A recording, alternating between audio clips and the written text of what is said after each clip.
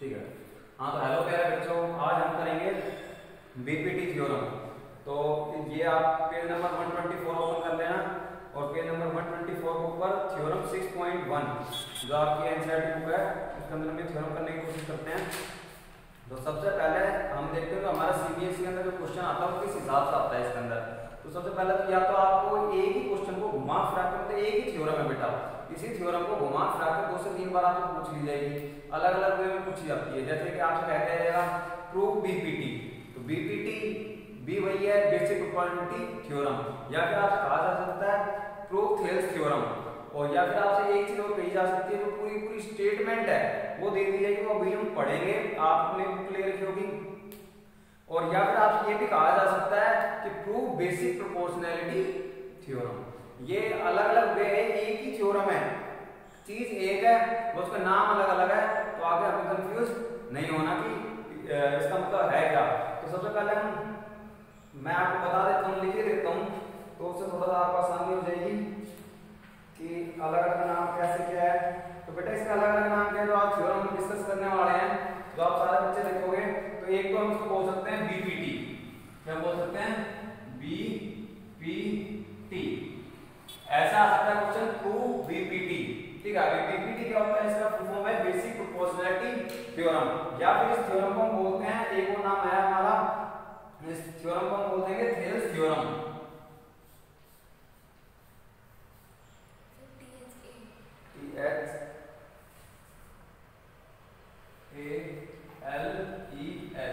Thales theorem मतलब BPT theorem भी आप इसको बोल सकते हो और थेल्स थ्योरम भी आप बोल सकते हो, ठीक है। अब बीपीटी की full form basic proportionality theorem हो जाता है। और इसके अलावा क्या कहते हैं, जो स्टेटमेंट दे रखी है पेज नंबर 124 पे थ्योरम 6.1 दे रखी है, तो इसके अंदर जो पूरी यही लाइन लिख दी जाएगी आपके पेपर में और कह दिया जाएगा प्रूव दैट, आगे लिख दिया जाएगा वही थ्योरम 6.1 पढ़ रहा हूं मैं। If a line is drawn parallel to one side of a triangle to intersect the other two side in distinct point, the two side are divided in the same ratio.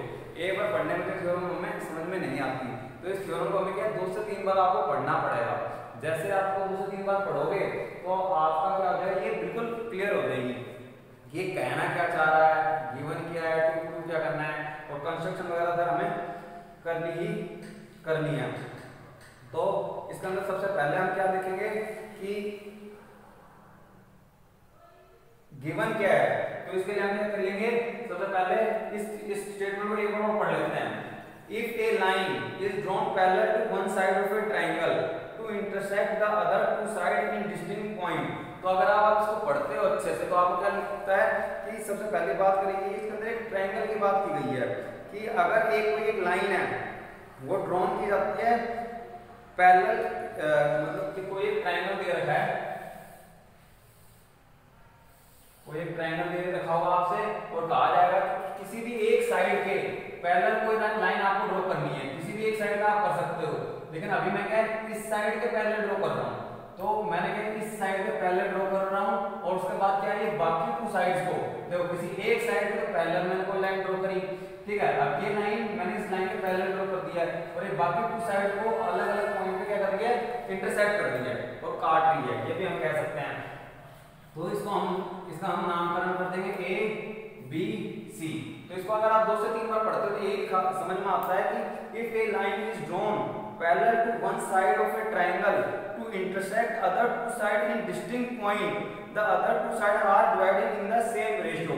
तो इसकी हिंदी में बता देता हूं कि अगर किसी ट्रायंगल के अंदर उस ट्रायंगल के किसी एक साइड के पैरेलल अगर मैं कोई लाइन ड्रॉ करता हूं और वो लाइन किसी एक साइड के पैरेलल हो तो वो बाकी 2 साइड को अलग अलग पॉइंट पे क्या करेगी, इंटरसेक्ट करेगी मतलब काटेगी, और वो काटती है तो क्या कह रहा है कि हमें प्रूव करना है कि जो बाकी 2 साइड्स है उनका रेशियो क्या है, सेम है। तो साफ सीधी बात, साफ अक्षर में कहूं तो थेल्स थ्योरम में यही बताती है कि अगर कोई भी एक ट्रायंगल हम ले लेते हैं, उस ट्रायंगल के अंदर किसी एक साइड के पैरेलल अगर कोई एक लाइन ड्रॉ करता हूं और बाकी 2 साइड्स को अलग अलग पॉइंट पर काटती है, तो वो जहां अलग अलग पॉइंट पे काटता है तो उसकी इस साइड का रेशियो अपॉन में इसका और दिस साइड रेशियो, ये रेशियो क्या होना चाहिए, सेम होना चाहिए। तो जरा हम देखते हैं तो ये कैसे होगा कि क्या करना पड़ेगा। तो सबसे पहले मैं आपको बता चुका हूँ कि पीपीटी थ्योरम्स का जो पूरी स्टेटमेंट है वो होगी। तो ये थ्योरम हमें समझने से पहले मैं जरा थोड़ा सा बेसिक करेंगे। हम बेसिक के अंदर क्या होगा, बेसिक के अंदर हम जरा ट्रायंगल के बारे में डिस्कशन करेंगे। तो ट्रायंगल में डिस्कशन करते हैं तो हम क्या है, हमें पता है ट्रायंगल में जो एरिया निकालने का फॉर्मूला होता है, area of triangle, area of triangle short form दे दी, कोई दिक्कत की बात नहीं है। एरिया ऑफ ट्रायंगल अगर होता है तो एरिया ऑफ ट्रायंगल के लिए हमें एरिया ऑफ ट्रायंगल के लिए क्या करना पड़ता है, एरिया ऑफ ट्रायंगल के लिए हमारे पास दो फॉर्मूले होते हैं। एक फॉर्मूला क्या होता है, हाफ बेस इनटू में हाइट। एक तो ये फॉर्मूला होता है कि हाफ बेस इनटू हाइट हम कर देंगे, कोई भी ट्रायंगल ले लो उसका बेस और हाइट आप करोगे तो आपको क्या है, एरिया आपको फाइंड आउट हो जाएगा। या फिर दूसरा तरीका क्या है, दूसरा आपने यूनिट्स फॉर्मूला 9th क्लास में पढ़ रखा है, लेकिन अभी हमें क्या है इस तरीके का यूज करना है। ये मैं आपको इसलिए बता रहा हूं क्योंकि इसका यूज इस थ्योरम के अंदर है, इसलिए बता रहा हूं, वरना मैं नहीं बताता। तो एरिया ऑफ ट्रायंगल निकालना है, फॉर्मूला क्या है, हाफ बेस इनटू हाइट। अब बेस क्या होता है आपको पता है, कोई भी ट्रायंगल है, पहले हम सिंपल ट्रायंगल ले लेते हैं। ये देखो ये कोई ट्रायंगल ले लिया, तो इसका अगर आप कह दे जैसे एरिया निकालो तो क्या है, बेस, इसको नाम देते हैं पी क्यू आर, इसको नाम देते हैं पी क्यू आर। तो इसके अंदर एरिया निकालना क्या है, इसके अंदर हम क्या एक परपेंडिकुलर ड्रॉ करते थे। वो परपेंडिकुलर क्या होता है, 90 डिग्री एंगल बनाता था, और इसको हम नाम दे देते थे, यहाँ कुछ भी दे दो, एस दे दो। तो अगर अब इसका एरिया निकालना है तो हमारा क्या हो जाता है फॉर्मूला, हाफ बेस क्या बेटा यहाँ पे क्यू आर, ठीक है, क्यू आर है, और हाइट क्या है, P S, height P S होगी। और हाइट कौन सी हाइट होती है यहाँ पे, हाइट वो हाइट होती है जो हमारी क्या हो, परपेंडिकुलर हो, क्या हो, परपेंडिकुलर जो हाइट होगी उसी को हम हाइट कहते हैं। वैसे इसको हाइट नहीं कह देंगे, और परपेंडिकुलर किसी भी ट्रायंगल के अंदर हमेशा एक ही बनता है, it is the shortest distance between side of triangle and that point. जो कोई एक पॉइंट है और जो उसकी एक साइड है, उन दोनों के बीच का ये सबसे शॉर्टेस्ट डिस्टेंस होता है। तो इसीलिए किसी भी ट्रायंगल के अंदर हमेशा एक ही परपेंडिकुलर बनेगा। ये नहीं हो सकता उसके अंदर 2 बन जाए, 3 बन जाए, 4 बन जाए, कोई कहता है ना 3 बन रहे हैं परपेंडिकुलर, 4 बन रहे हैं, तो आप मानना ही मत, क्योंकि एक ही होता है हमेशा। तो यहाँ पे पी एस होगा, हो जाएगा आपका half Q R, because Q R is our base and what about P S, and P S is our height, so it will become PS. तो हमें ये चीज समझ में आ गई, ये तो छोटी क्लासेस की थी बात, लेकिन अब हम आगे चलेंगे थोड़ा कॉम्प्लिकेटेड। ये तो सीधा सीधा ट्रायंगल दे रखा था, अब थोड़े टेढ़े मेढ़े ट्रायंगल भी हो सकते हैं, वो अलग अलग टाइप के ट्रायंगल होते हैं। तो सपोज कोई ऐसा ट्रायंगल दे दिया जाए आपको,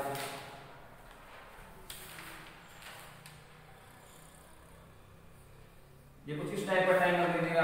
मैं सिर्फ आपको थोड़ा कंसेप्ट क्लियर करा रहा हूं कि आपको अच्छे से, तो इसके अंदर हम देख रहे हैं कुछ इस टाइप का ट्रायंगल दे दिया गया है, थोड़ा टेढ़ा सा ट्रायंगल है, ठीक है। तो अब इसके अंदर भी कंफ्यूजन हो सकती है, और हमें क्या है अब यहां से अगर हमें क्या इसका एरिया निकालना है, एरिया निकालने के लिए बेटा क्या करना पड़ेगा, हमें सबसे पहले बेस चाहिए। अब यहाँ पे बेस में तो ये दिख रहा है, बेस वगैरह कुछ भी हो सकता है।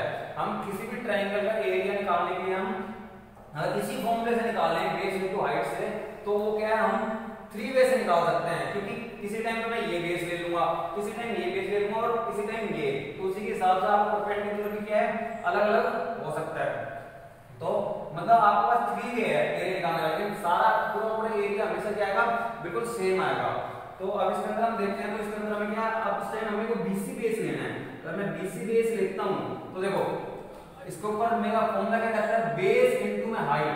हाफ तो मैं कर दूंगा, हाफ का करने में कोई प्रॉब्लम है नहीं, फिर कहता है बेस इनटू में हाइट। अब इस केस में बेस क्या दिख रहा है आपको, बेस दिख रहा है बीसी, और हाइट यहाँ पे है ही नहीं। अब इसकी प्रॉब्लम ये है कि इसका हाइट बनेगी वो क्या है, ट्रायंगल के बाहर बन रही है, देखो। और हाइट क्या होती है, height is the perpendicular distance, मतलब परपेंडिकुलर होता है हमारा जो बेस के ऊपर होता है, वही हमारी हाइट कहलाती है। तो इस केस के अंदर क्या है, जो आपको परपेंडिकुलर बना वो कहां बना है, बाहर बना है। तो इसका जो एरिया का फॉर्मूला हो जाएगा वो हो जाएगा आपका हाफ मल्टीप्लाई बीसी इनटू में एडी। अब काफी बच्चे क्या करेंगे, यहां से बीडी ले लेंगे, पूरा बेस में ले लेंगे, पूरा बेस नहीं लेना, क्या बेस हाफ लेना है। तो मतलब साफ सीधी बात मैं आपको ये बताना चाहता हूं, किसी भी हमारी हेल्प होगी। तो मैं बताना चाहता हूँ, आपका किसी भी ट्रायंगल के अंदर आपका बेस कोई भी हो, ठीक है, आपका जो परपेंडिकुलर है वो ट्रायंगल के अंदर भी बन सकता है और आपके ट्रायंगल के बाहर भी बन सकता है। समझ में आ रहा है ना? तो मतलब अंदर भी बन सकता है, बाहर भी बन सकता है, लेकिन कंडीशन क्या होनी चाहिए, वो परपेंडिकुलर होना चाहिए, मतलब वो 90 डिग्री का एंगल बनाना चाहिए बेस के साथ। अब बेशक आपको बेस को आगे बढ़ाना पड़े या छोटा करना पड़े, वो कोई दिक्कत की बात नहीं है। और बेस की वैल्यू बेस होनी चाहिए और परपेंडिकुलर की वैल्यू परपेंडिकुलर होनी चाहिए। तो एक थोड़ा सा और बता देता हूं ताकि आगे इमेजिनेशन में आपको अच्छा लगेगा, आप इजीली इमेजिनेशन कर पाओगे, क्योंकि थ्योरम थोड़ी सी कॉम्प्लिकेटेड हो जाएगी बेटा। तो अगर मैं इस तरह का कोई ट्रायंगल लेता हूं, देखो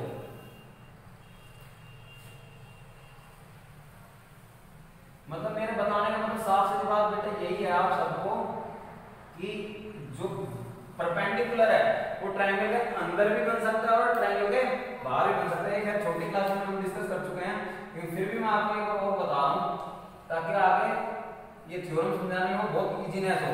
अब इस केस में देखो, अगर मैं इसका एरिया निकालता हूं तो हाफ बेस इंटू हाइट होगा, हाफ बेस इंटू बेस में पता चल रहा है, बेस में यहां BC ले रहा हूं, बट अब इस केस में हाइट नहीं पता और मैं कितनी कोशिश कर लूं हाइट अंदर बढ़ेगी, बेस के ऊपर हाइट नहीं बन सकती, क्योंकि हाइट क्या कहती है, मेरा जो एंगल होना चाहिए बेस के साथ वो क्या होना चाहिए, 90 डिग्री का होना चाहिए।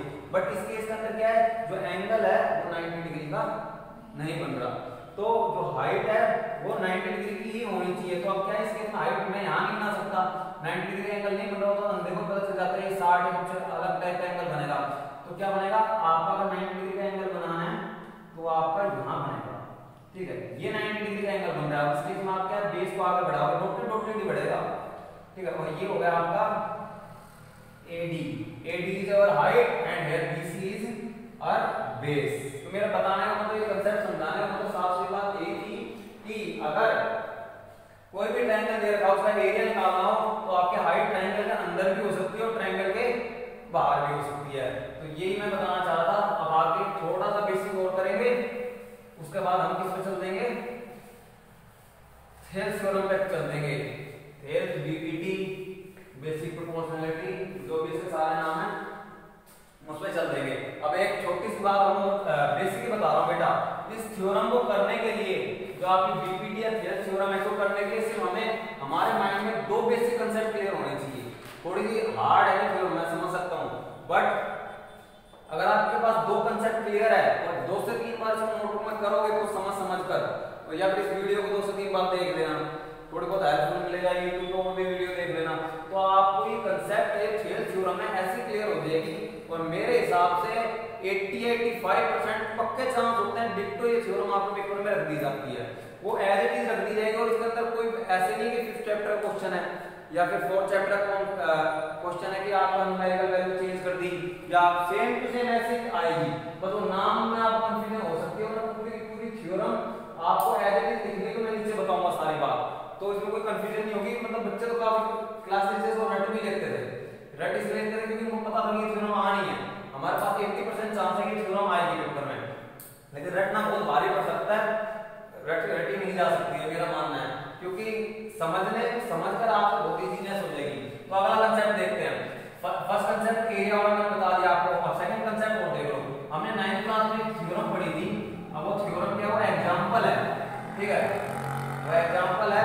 तो एग्जांपल क्या कहता था कि अगर पहले बात तो दो पैरेलल लाइंस के बीच में, दो पैरेलल लाइंस के बीच में सेम बेस पे, ध्यान से सुनना क्या कह रहा है, मैं हिंदी में समझा देता हूं, इंग्लिश में बुक में पढ़ लेना। दो पैरेलल लाइंस के बीच में अगर कोई ट्रायंगल बन रहा है किस पे, सेम बेस पर, तो क्या होता है, उनका एरिया इक्वल होता है। नहीं आया समझ में, अब आ जाएगा होगा समझने का। पहली बात तो क्या है, अगर कहीं भी दो पैरेलल लाइन दे रखी हो और दो पैरेलल लाइन दे रखी हो और उनके बीच में सेम बेस पे, मैंने एक कंडीशन और बोली है, बेस शुड बी सेम, जो आपका बेस है वो सेम होना चाहिए, अलग अलग बेस नहीं होना चाहिए। तो क्या होगा, उन ट्रायंगल्स, उन पैरेलल लाइंस के बीच में जितने भी ट्रायंगल बनेंगे उन सब का एरिया क्या होगा, इक्वल होगा। तो जरा देखते हैं। अब इस केस में मैंने बेस ये मान दिया, इसको मैंने बेस मान दिया, BC फिक्स कर दिया, और ये दोनों लाइन पैरेलल भी है, तो इस केस में मैंने BC को फिक्स कर दिया कि भाई ये इसका बेस हो गया और ये मैंने फिक्स करा और उसके बाद ये पैरेलल लाइन, तो इनके बीच में, इन दोनों के बीच में ऐसे नहीं होना चाहिए कि इनके बीच में ट्रायंगल बनना चाहिए। एक ट्रायंगल ये बन गया, इसको नाम दे दिया ए बी सी, ठीक है। तो बेस है बेस बी सी है और एक ट्रायंगल आप ऐसे बना सकते हो, ये हो गया आपका पी बी सी। अब तो मेरा बताने का मतलब ये है कि जो area of A B C है, एरिया ए आर से नोट कर देंगे, area of triangle A B C equal होगा area of triangle P B C के। समझ में आया? मतलब अगर इन्हीं दो पैरेलल लाइंस के बीच में कोई भी 2, 3 या 4 या 10 या 20 ट्रायंगल बन रहे हैं और उन पैरेलल लाइन के बीच में ही बन रहे हैं, तो उन ट्रायंगल्स का एरिया एक दूसरे के इक्वल होता है। मतलब साफ सी बात, area of A B C, ये वाला ट्रायंगल का एरिया, और area of P B C, इस वाले ट्रायंगल के एरिया क्या होगा? इक्वल होगा, ठीक है। लेकिन मैंने बताया ट्रायंगल इन पैरेलल लाइन के बीच में होना चाहिए। और कोई ऐसे गवर्नमेंट एग्जाम में एक पूछ के जाते हैं, ये कह दिया जाता है कोई ये ऐसा नाम दे कोई ट्रायंगल और कह दिया ऐसा नाम दे दिया क्यू, ठीक है, और एक क्यू बी सी। क्या क्यू बी सी का area of A B C के इक्वल होगा? नहीं होगा, क्योंकि दो पैरेलल लाइन के बीच में ही नहीं है, तो ऊपर बढ़ गया या फिर थोड़ा छोटा भी आ सकता है, यहाँ से भी चल जाएगा। तो मतलब आपको थोड़ा सा जज करना है कि दो जो कंडीशन मैंने बताई पैरेलल लाइंस के बीच में होना चाहिए और बेस क्या होना चाहिए? सेम होना चाहिए, तभी एरिया इक्वल होगा, नहीं तो एरिया इक्वल नहीं होगा। ठीक है, तो फिर इतना क्लियर हो गया। तो मतलब मेरा कहने का मतलब यही था, थ्योरम है इसमें तो हमारा 2 से प्रूव हो जाएगा कि इस बेस के ऊपर जितने भी ट्रायंगल बनेंगे, ऐसे बन जाएगा ट्रायंगल या फिर ऐसे बन जाएगा ट्रायंगल, इन सभी ट्रायंगल का एरिया एक दूसरे के क्या होगा? इक्वल होगा। तो अच्छे से समझ में आ गया होगा। नहीं आया तो वीडियो को बैक कर लेना, फिर देख लेना, नहीं तो क्लास में आओगे तो समझाते हैं ये थ्योरम, ये इंपॉर्टेंट थ्योरम है। तो अब फिर वापस आ जाते हैं अपनी स्टेटमेंट की। स्टेटमेंट हमारी क्या कह रही थी उसको एक बार और रीड आउट कर लेते हैं, सभी बच्चे अपनी बुक में देख लेंगे। If a line is drawn parallel one side of a triangle, क्या है कि कोई एक ट्रायंगल दे रखा है, उसके पैरेलल में कोई लाइन ड्रॉ कर रहा हूं, बाकी दो लाइन को क्या है किसी ना किसी पॉइंट पे इंटरसेक्ट कर रही है, the other two side are divided in the same ratio. तो वो कह रहा है कि जो लाइन डिवाइड करे इसको मैंने नाम दे दिया डी। तो ये जो लाइन मैंने पैरेलल ड्रॉ करी है ये बाकी दो साइड्स को सेम रेशियो में डिवाइड कर रही है। तो हमें क्या है प्रूफ क्या करना है, इस साइड का अपॉन दिस और दिस अपॉन में दिस का रेशियो प्रूव करना है। तो सबसे पहले हम अपने पुराना वाला तरीके पे आ जाते हैं। सबसे पहले हम क्या लिखते थे, गिवन। अब गिवन में क्या दे रखा है बेटा, थ्योरम साथ साथ बच्चे सारे उतार लेना क्योंकि ये काफी हेल्पफुल रहेगी आपके लिए। तो गिवन का सबसे पहले क्या आएगा, गिवन में बेटा साफ सी बात हमें क्या दे रखा है, ट्रायंगल दे रखा है कि एबीसी, ये चीज दे रखी है। उसके बाद क्या दे रखा है, उसके बाद हमें साफ साफ स्टेटमेंट में भी कह रहा है और ना भी कह रहा है सिंपल पीपीटी दे दिया जाए तो भी आपको क्या ये चीज लिखनी लिखनी है। ट्रायंगल एबीसी गिवन है एंड और क्या दे रखा है डीई, डीई पैरेलल है इसके बीसी पे, ठीक है। ये दो चीज दे रखी है, क्या एक तो क्या दे रखा है, तो ट्रायंगल दे रखा है हमें एबीसी, ठीक है, और हमें क्या दे रखा है कि डीई लाइन है वो पैरेलल है किसके, बीसी के दे रखा है, यही दे रखा है। उसके अंदर वो कहता है कि किसी एक ट्रायंगल के अंदर अगर हम कोई किसी एक साइड पे कोई पैरेलल लाइन ड्रॉ करते हैं तो बाकी दो साइड है ट्रायंगल की वो क्या है सेम रेशियो के अंदर डिवाइड करेगी, यही हमें साबित करना है। तो हमें ये चीज दे रखी है गिवन में, गिवन के बाद क्या आता है टू प्रूव। अब हमें यहाँ प्रूफ क्या करना है, प्रूफ ये करना है बेटा वो ओवरव्यू मिल जाएगा 203 पर, आप इस थ्योरम को खुद भी करोगे तो भी आपको समझ में आ जाएगा। टू प्रूफ में हमें साबित क्या करना है कि एडी अपॉन में DB is equal to AE upon में ईसी। ये चीज हमें साबित करनी है, जो एडी अपॉन में डीबी मतलब इसका अपॉन में दिस का ratio equal to AE upon में ईसी, ये चीज हमें प्रूव करनी है, ठीक है। अब हमें साबित कैसे करना है और क्या क्या कंस्ट्रक्शन करनी पड़ेगी वो भी यही बताएगा। कैसे बताया देखो, गिवन टू प्रूव के बाद क्या आता है कंस्ट्रक्शन। अब हमें देखो ऐसा कोई जादू की छड़ी नहीं है मैथमेटिक्स के अंदर कि हम आंख बंद करें और खोल लें और बिना कंसेप्ट के ये चीज हमारी प्रूव हो जाए। तो इसके लिए हमें क्या है कोई ना कोई कंस्ट्रक्शन हमें करनी पड़ेगी। अब कंस्ट्रक्शन क्या करनी है, ये वीडियो थोड़ी लंबी हो जाएगी, 50 मिनट या 1 आवर की हो सकती है, क्योंकि ये थ्योरम जो है ये थोड़ी सी बड़ी है। तो कंस्ट्रक्शन के अंदर बेटा हमें कुछ ऐसा करना है, देखो अपने मैथमेटिक्स के रूल रेगुलेशन जो मैंने जो आपको कंसेप्ट बताया था ना, एरिया वाला कंसेप्ट और पैरेलल लाइन वाला कंसेप्ट, कुछ ऐसा करना है कि जिससे कि मेरा AD अपॉन में DB और AE अपॉन में EC आ जाए। मतलब कुछ इस तरीके से रूल रेगुलेशन लगाना है मैथमेटिक्स के कि मेरे ये रेशियो आ जाए। तो उसके लिए मैं क्या सबसे पहले कंस्ट्रक्शन करनी पड़ेगी। कंस्ट्रक्शन में क्या कर रहा हूं, ड्रॉ, हो सकता है काफी बच्चों को एक बार में समझ में ना आए, ड्रॉ हाँ DF परपेंडिकुलर टू AC। मैं क्या कहना चाह रहा हूं, आपको एक लाइन ड्रॉ करनी है जिसका नाम क्या है DF है। DF है वो क्या करना है परपेंडिकुलर ड्रॉ करना है किसपे, AC के ऊपर। तो मतलब साफ सी बात देखो, आ जाओ वापस इस डायग्राम ऊपर आ जाता है, हमारा सारा क्लियर डायग्राम का है। अगर आपको डायग्राम क्लियर तो आपकी थ्योरम आराम से हो जाएगी। डायग्राम के अंदर मैं क्या कर रहा हूं, हमें क्या है एक DF परपेंडिकुलर ड्रॉ करना है AC पे, मतलब D पॉइंट तो ये है और कोई ये तो E पॉइंट था हमारा। तो हमें क्या है DF ड्रॉ करना है, वो क्या होना चाहिए परपेंडिकुलर होना चाहिए किस पे, AC के ऊपर। अब इस पॉइंट से हमें ड्रॉ करना है। अब देखो क्या मैं यहां से यहां परपेंडिकुलर ड्रॉ कर सकता हूं, नहीं कर सकता, ये परपेंडिकुलर है ही नहीं, हमें दिख रहा है this is not a perpendicular. यहां कोई ना कोई एंगल बन रहा है और 90 डिग्री नहीं बन रहा है, ये हमारी मजबूरी है। तो मैं इस तरीके से मैंने बताया था किसी भी लाइन के ऊपर किसी एक पॉइंट से हमेशा एक ही परपेंडिकुलर बन सकता है, 2 3 10 परपेंडिकुलर नहीं बन सकते। तो मैं क्या कर रहा हूं, परपेंडिकुलर ड्रॉ कर रहा हूं, आप परपेंडिकुलर कहां होगा, देखो डॉटेड डॉटेड कर रहा हूं। आप देखो जहां पे आपको दिख रहा है, हां बोलो बेटा, बेटा AE पे भी कह सकते हो और AC पे भी कह सकते हो, क्योंकि दिस लाइन इज स्ट्रेट, ये लाइन पूरी की पूरी क्या है सीधी है, और जो सीधी लाइन होती है ना उसके ऊपर हमेशा एक ही परपेंडिकुलर बनेगा, चाहे वो AE हो या AC हो। समझ में आया नहीं आया? तो मतलब मैं क्या कहना चाह रहा हूं कि जो DF है वो परपेंडिकुलर ड्रॉ करना है AC पे। अगर आपका इधर होता ना तो आप इधर भी कर लेते, बट आप देखोगे कि ये लाइन में थोड़ी सी ना बैंड है, टेढ़ी है, इस वजह से इसका परपेंडिकुलर क्या है ऊपर बन रहा है। तो ये आपका क्या है परपेंडिकुलर बन रहा है 90 डिग्री का। तो DF is perpendicular to on AE and as well as AC also, मतलब दोनों पे परपेंडिकुलर है, जैसे कि हमने उस टाइम किया था। अब आप उस टाइम जो मैंने थोड़ी देर पहले समझाने की कोशिश की थी, उसके अंदर इस तरह का ट्रायंगल लिया था, तो उसके अंदर क्या था, इसका नाम मैंने BC दे दिया था, इसको A दे दिया था, अब यहां पे परपेंडिकुलर ड्रॉ कर दिया था और इसको E नाम दे दिया था। तो अब इसके अंदर आप ये भी कह सकते हो कि जो AE है वो परपेंडिकुलर है BC पे भी, और it is also perpendicular on BE also.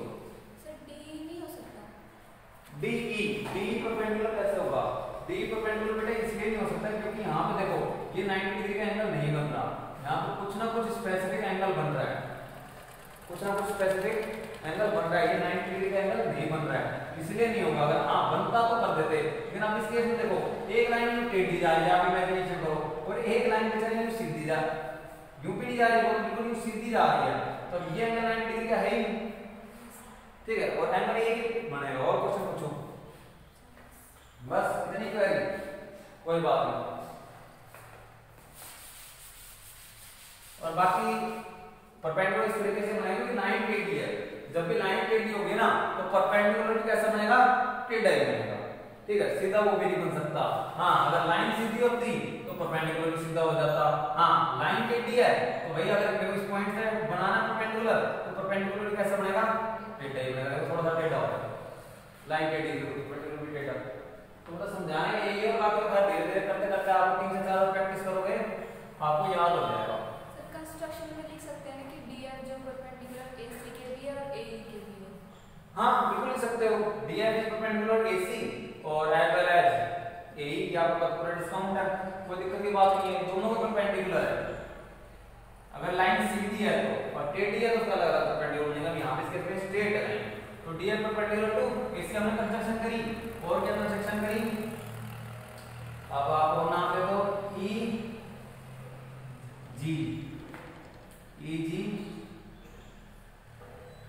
EG perpendicular to AB। अब मैं क्या इससे कोई परपेंडिकुलर ड्रॉ कर रहा हूँ किसके ऊपर, ध्यान से समझना, EG से परपेंडिकुलर, EG कोई परपेंडिकुलर है किसके ऊपर, AB के ऊपर। EG परपेंडिकुलर ड्रॉ कर रहा हूँ किसके ऊपर, AB के ऊपर। अब देखो आपके बुक का नाम अलग अलग हो सकते हैं, ठीक है, ज्यादा टेंशन मत लेना, मेन तो कंसेप्ट को देखो, जितना आपका कंसेप्ट क्लियर होगा ना उतना सही है। नाम तो कुछ भी रख सकते हो, ABCD या PQRST रख देते, तो बुक के हिसाब से मैं नकल नहीं कर रहा हूँ, मैं अपने तरीके से कर रहा हूँ, कंसेप्ट क्लियर है। आप भी पेपर में ये जरूरी नहीं है कि हमारे NCERT में दे रखा था भाई इसका इस पॉइंट का नाम S था या T था, वही हम ले, आप कोई भी नाम ले सकते हो ABCD का। तो इसके अंदर मैं क्या क्या है, EG परपेंडिकुलर टू AB, तो EG जो है वो परपेंडिकुलर ड्रॉ कर दिया AB पे। अब ये बात वही सेम रिपीट हो रही है, इसको मैं बताना नहीं चाहूंगा और आप भी आसानी से समझ जाना, ये डॉटेड डॉटेड लाइन है। EG क्या है, AB पे परपेंडिकुलर ड्रॉ कर दिया। अब क्यों किया है वो आपको भी थोड़ी देर में समझ में आएगा, वो भी समझा देंगे। और इसके और क्या करना है, मीट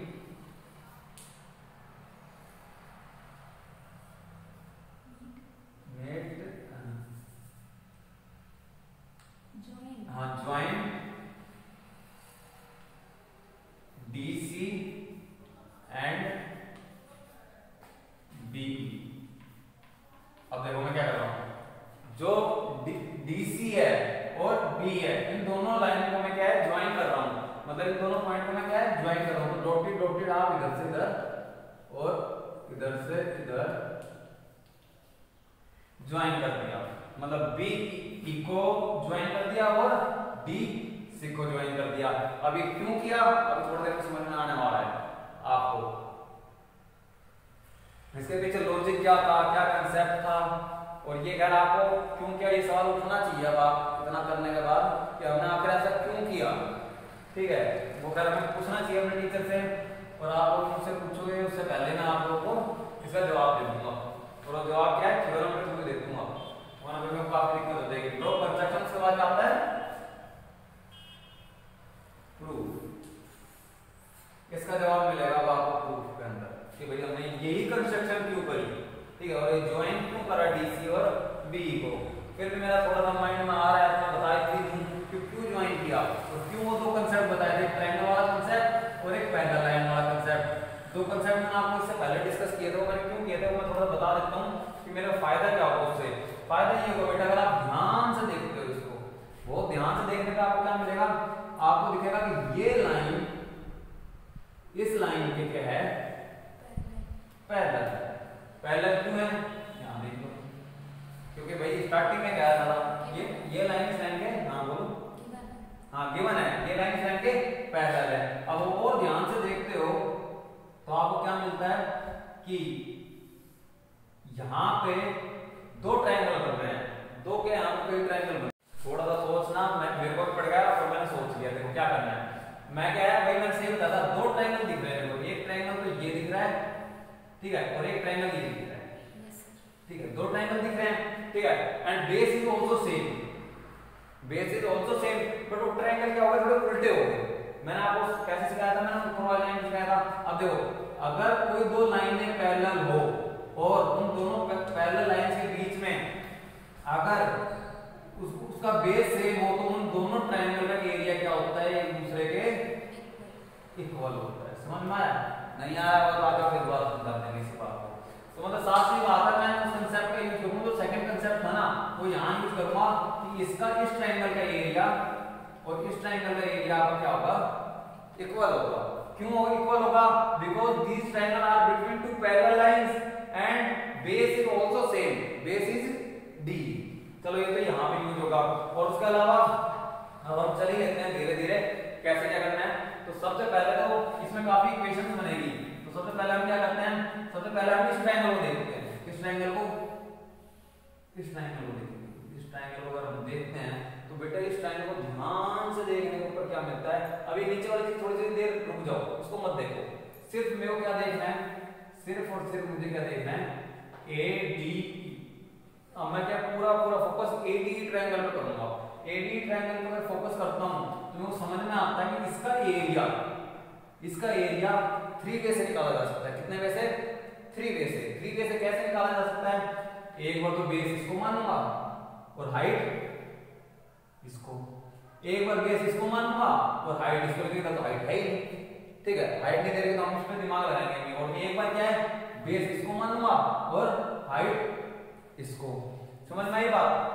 और ये सब मैं क्यों मान रहा हूं, क्यों मैं इसको ऊपर डील कर रहा हूं, ये आपको सोचने की बात है। क्योंकि मुझे क्या चाहिए, AD, मुझे क्या चाहिए, AD चाहिए। और AD कैसा आएगा, AD आपको जब इस ट्रायंगल के एरिया पे डील करोगे तभी आएगा।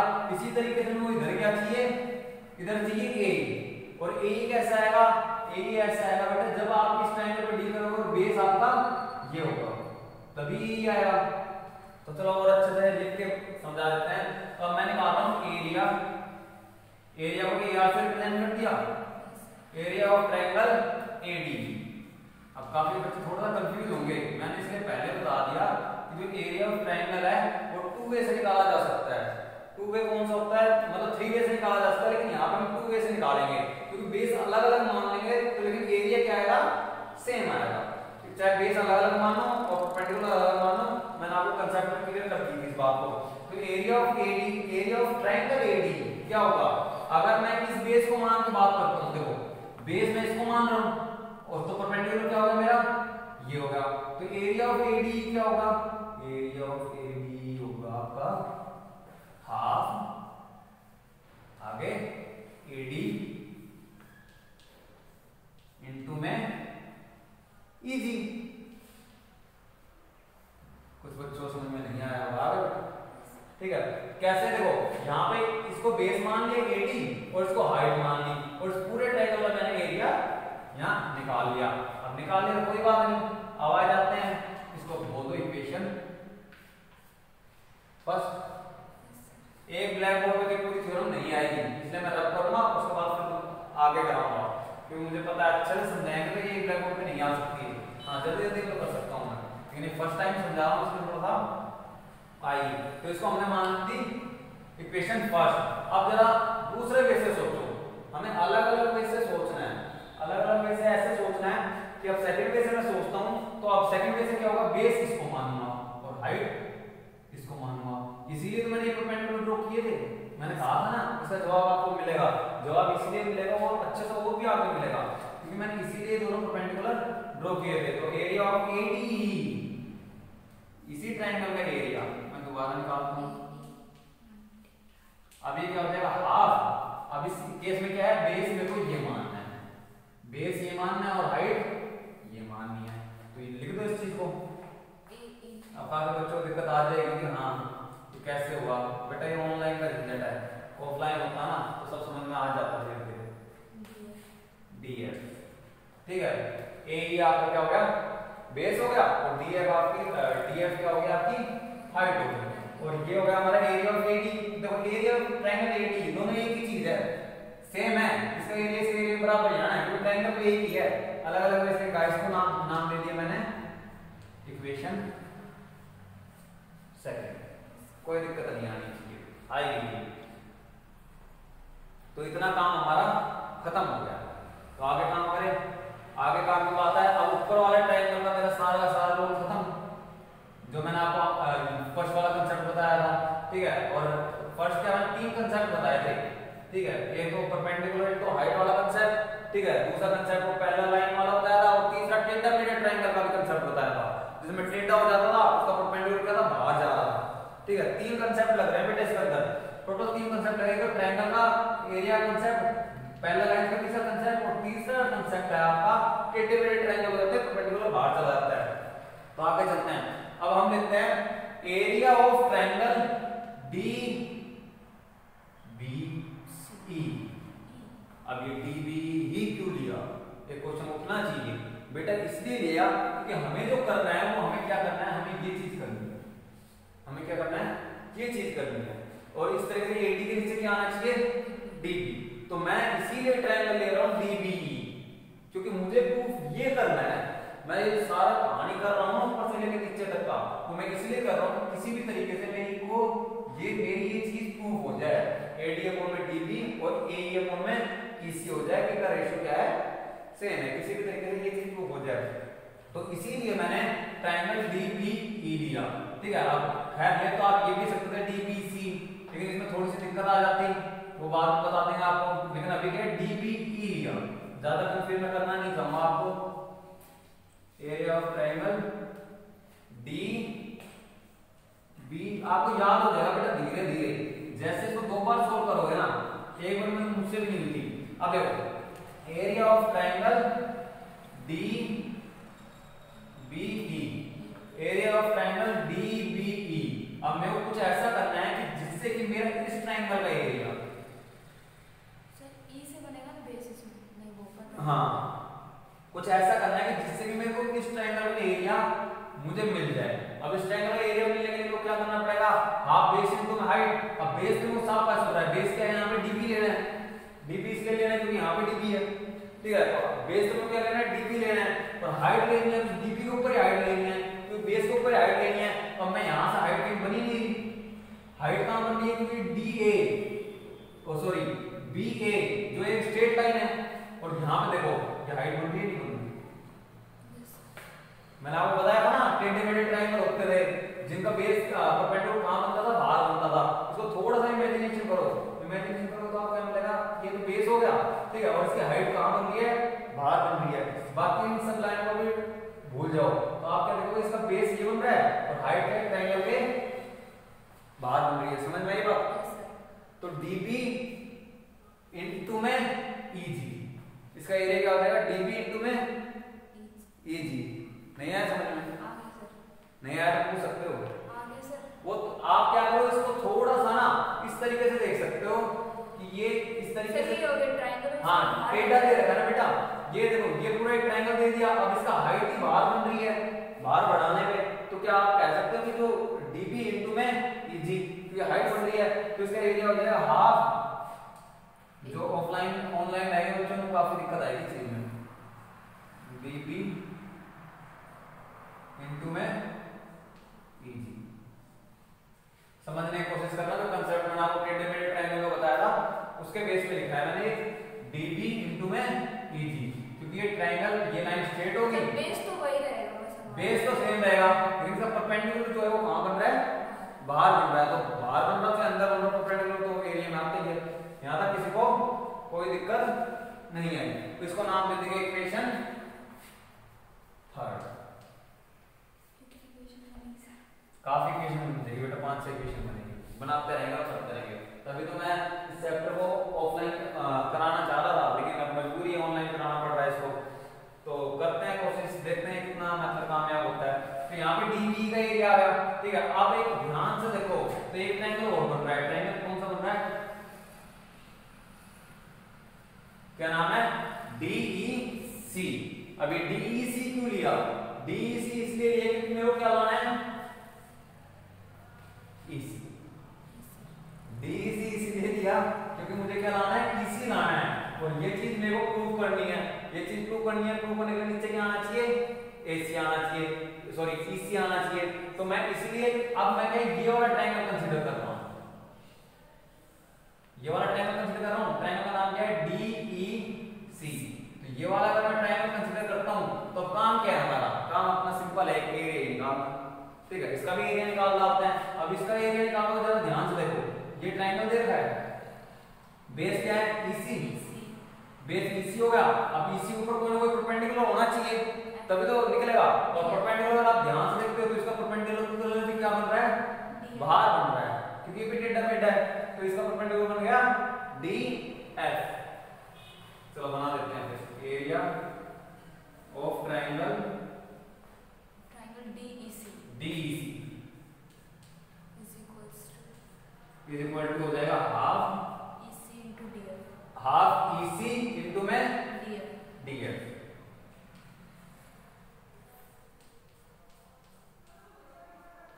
और इसको नाम दे दिए इक्वेशन फोर्थ। कोई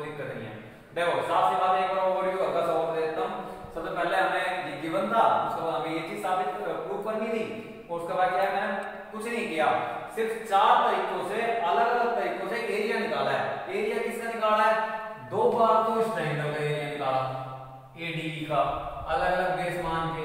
और क्यों बेस मान के निकाला क्योंकि मेरे को ऊपर ये चीज लानी थी, ठीक है। और 2 बार मतलब एक बार इस ट्रायंगल का एरिया निकाला और एक बार इस ट्रायंगल का एरिया निकाला। इस तरीके से मेरे को equation first second third fourth 4 equation मुझे मिल गई। यहाँ तक किसी को कोई दिक्कत नहीं होनी चाहिए है तो फिर दोबारा बैक करके वीडियो देख लेना। अब हम आगे चलते हैं। आगे चलते हैं तो यहाँ तक काम होने के बाद अगर आप इसको और भी ध्यान से देखते हो और ध्यान से देखने की जरूरत इसलिए है क्योंकि अभी एक कंसेप्ट मेरा रह रहा है। एक कंसेप्ट कौन सा? जो सेकंड कंसेप्ट मैंने बताया था कि कहीं पे भी अगर 2 पैरेलल लाइंस होती है उनके बीच में कितने भी ट्रायंगल बने अगर बेस सेम है तो क्या होगा? उनका एरिया एक दूसरे के इक्वल होगा। तो जरा अगर आप ध्यान से देखते हो तो मैंने यहाँ पे 2 ट्रायंगल के एरिया के बारे में बात करी, एक तो डीबी और एक डीसी। तो डीबी ये वाला ट्रायंगल और डीसी ये वाला ट्रायंगल, ये दोनों ट्रायंगल पैरेलल लाइंस के बीच में है और इनका बेस क्या है? सेम है। बेस क्या है? सेम है। बेस क्या है? डी है। तो हम कह सकते हैं area of triangle DBE equal है एरिया ऑफ ट्रायंगल DEC। समझ में आया? समझ में आ जाना चाहिए। तो लेकिन यहाँ पर हमें लिखना पड़ेगा बिकॉज क्योंकि या फिर because D triangle DBE and triangle DEC और BEC है DEC है sir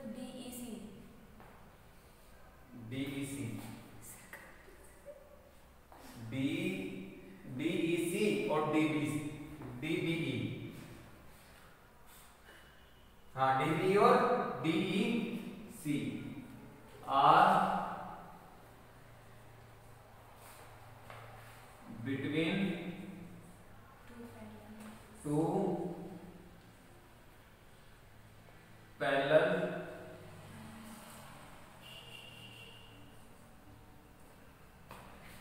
lines and on same base, काफी लंबी लाइन चलेगी, सेम बेस D। आप लिख लेना अगर ब्लैक बोर्ड ना दिखे तो मैंने क्या लिखा है? जो आपका ट्रायंगल DBE है ये DBE ट्रायंगल और ट्रायंगल DEC ये क्या है? 2 पैरेलल लाइंस के बीच में और क्या है? इसका बेस भी सेम है। तो हम लिख सकते हैं area of triangle DBE equal है एरिया ऑफ ट्रायंगल DEC। इसको नाम दे दो इक्वेशन 5। मैंने सिर्फ इतना बताने की कोशिश की है कि जो दो ट्रायंगल बन रहे थे, कौन से 2 ट्रायंगल बन रहे थे? वो इक्वेशन 3 और इक्वेशन 4 के जो दोनों ट्रायंगल बन रहे थे वो 2 पैरेलल लाइंस के बीच में और उनका बेस क्या है? सेम है। तो इसलिए क्या है? इनका एरिया भी क्या होगा? इक्वल होगा। यही बात मैंने बताने की कोशिश की है। तो ये equation first second third fourth fifth ये आप अपने नोटबुक के अंदर नोट कर लो। और ये लाइन भी लिखना सुंदर सी कि triangle DBE and triangle DEC are between 2 parallel lines and on same base DE। तो area of triangle DBE equal है DEC के। हाँ तो बच्चों इतना होने के बाद अब आगे हम देखते हैं। आगे मैं डायग्राम जो था इसको ना यहाँ से रब करके मैं इधर की साइड ड्रॉ कर रहा हूँ और यहाँ पे मैं बचा हुआ क्वेश्चन करूंगा इसलिए ताकि इन इक्वेशंस का यूज करूंगा मैं आगे।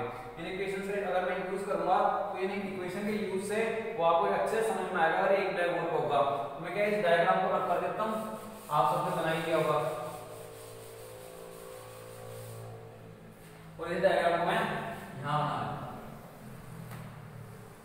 ठीक है। वही सेम डायग्राम जरूरी है, ए बी सी और ये था आपका डी ई और उसके बाद इन दोनों को मैंने ज्वाइन किया था और यहां पे ड्रॉ किया था डी एफ, परपेंडिकुलर ड्रॉ किया था, ये हमारा बेस था और इसी तरीके से यहां पे ड्रॉ किया था परपेंडिकुलर ई जी। यही डायग्राम था, मैंने ऊपर बना लिया था कि आपको डायग्राम देखते रहो और इधर की साइड में बाकी बचा हुआ क्वेश्चन कर दूंगा। मैं ब्लैक बोर्ड को 2 पार्ट्स के अंदर डिवाइड कर रहा हूं।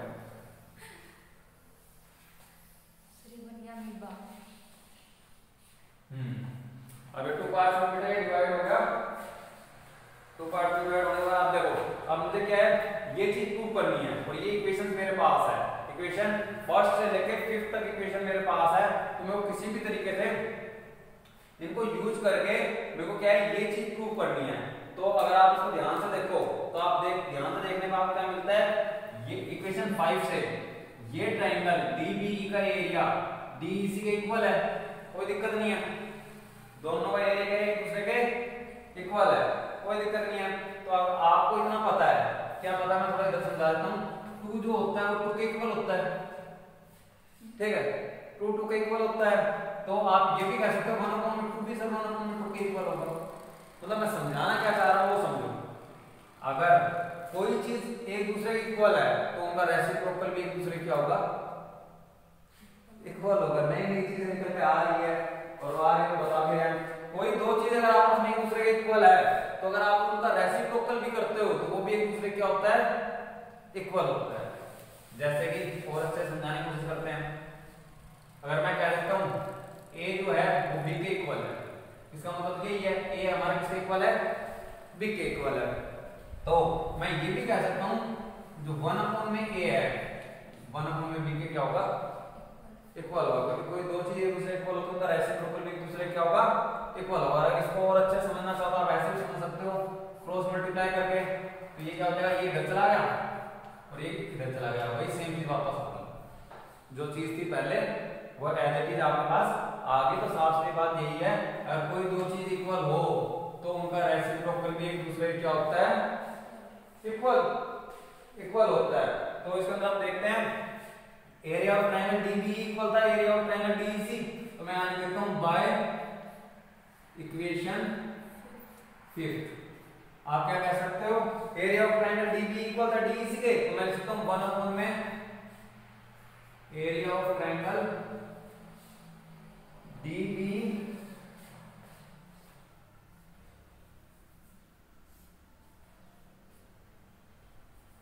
ये जो एरिया है वो बाहर लिखना और ट्रायंगल अंदर की साइड होना चाहिए, ठीक है। Area of triangle DBC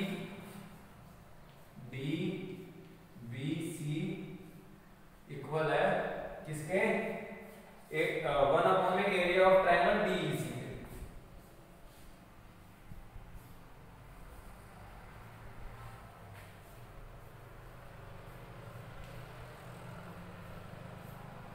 clear हो गया, क्यों नहीं हुआ? मैं आपको बताता हूं अगर कोई 2 चीज एक दूसरे के इक्वल होती है, ठीक है, तो उनका रेसिप्रोकल भी एक दूसरे क्या होता है, इक्वल होता है। अभी मैंने बताया था बेटा अगर 3 सर ये तो समझ में आ रहा है, ऊपर क्या करा, ये इसके इक्वल था एरिया ऑफ DBE, सॉरी ये क्या आएगा, एरिया ऑफ DBE इक्वल था एरिया ऑफ DEC के। तो आपके कैसे उसका रेसिप्रोकल कर दिया, तो एरिया ऑफ DBE इक्वल हो जाएगा इसके एरिया ऑफ DEC के, कोई दिक्कत नहीं है, हो गया क्लियर ये। तो अब जब ये दोनों एक दूसरे इक्वल है तो आपको पता है कोई 2 चीज इक्वल हो तो आप किसी भी चीज को, किसी एक चीज को इक्वल टू के इधर भी मल्टीप्लाई कर सकते हो, इक्वल टू के इधर भी कर सकते हो। लेकिन अब मैं मल्टीप्लाई किसको करूंगा, मैं मल्टीप्लाई करूंगा एरिया ऑफ ट्रायंगल ADE को, एरिया ऑफ ट्रायंगल ADE को एक बार इधर मल्टीप्लाई कर दिया और एरिया ऑफ ट्रायंगल ADE को एक बार इधर, समझ में आया? तो मैंने क्या कर दिया, area of triangle ADE upon में area of triangle DBE equal to हो जाएगा area of triangle ADE area of triangle DEC। देखो बेटा, मैंने एरिया ऑफ ट्राइंगल ADE को 1 से किया तो एरिया ऑफ ट्राइंगल ADE आ गया, और सेम ADE को मैं क्या इधर मल्टीप्लाई कर रहा हूं तो क्या आ गया, area of triangle ADE upon में एरिया ऑफ ट्राइंगल DEC।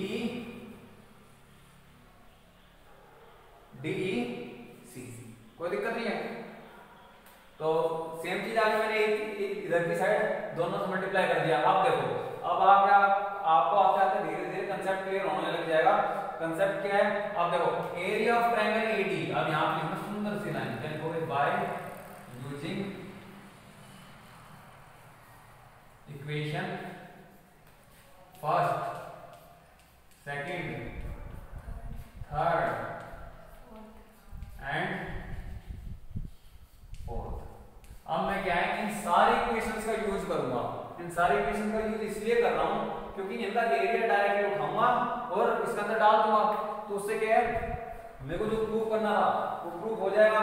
तो इसका एरिया डायरेक्टली उठा रहा हूं, area of AD by equation first क्या कहता है, हाफ AD अपॉन में EG, ये कहता है। तो एरिया ऑफ AD की जगह मैं क्या लिखूंगा, हाफ AD इनटू में EG लिख दिया। अब उसके बाद इसके नीचे क्या है, area of DB, area of DB क्या है, हाफ DB इनटू में EG, हाफ DB इनटू में EG। ठीक है, यहाँ का जो कटेगा वो काटेंगे, कोई दिक्कत की बात नहीं है। आगे देखते हैं, आगे एरिया ऑफ AD। अब देखो, एक बार मैंने इक्वेशन फर्स्ट वाले एरिया का यूज कर लिया, लेकिन अब मेरे को क्या है, सेकंड वाली इक्वेशन का एरिया का यूज करना है। क्यों करना है, क्योंकि मेरे को ऊपर क्या लाना है, AE लेकर आना है।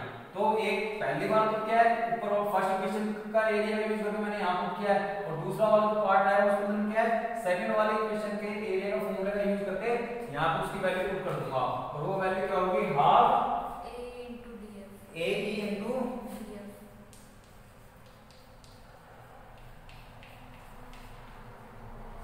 अब इसका कर दिया। अब बचा क्या, area of DEC। Area of DEC हमें क्या इक्वेशन 4 बताते हैं, इक्वेशन 4 बताती है एरिया ऑफ DEC की वैल्यू हाफ EC इनटू में DF, EC इनटू में DF। अब अगर आप इन दोनों को ध्यान से देखते हो तो क्या देखते हो, हाफ से हाफ कैंसिल आउट, EG से EG कैंसिल आउट, हाफ से हाफ कैंसिल आउट, DF से DF कैंसिल आउट। तो बच क्या आ गया बेटा, AD अपॉन में DB equal to AE upon में EC। और यही चीज हमें क्या करनी थी, प्रूव करनी थी। AD अपॉन में DB और AE अपॉन में EC तो प्रूव करनी थी, और वो हमारा प्रूफ हो गया। और नीचे लिख देना सुंदर सा हैंस प्रूफ। ये हो गई बेटा आपकी थेल्स थ्योरम या BBT थ्योरम। ये थ्योरम आपको क्या है, प्रूव करनी सीधी आ जाएगी पेपर में। ठीक है, आप नाम अलग अलग आप दे सकते हो, G की जगह H दे सकते हो, L दे सकते हो, P दे सकते हो, बट थ्योरम क्या है, थ्योरम का जो कंसेप्ट था मेन वो पूरा आपको बस यहाँ पर है। इस पूरे कंसेप्ट को आपको यूज करना है और आपको अच्छे से करनी है। चलो आगे के लिए बाय एंड टेक केयर।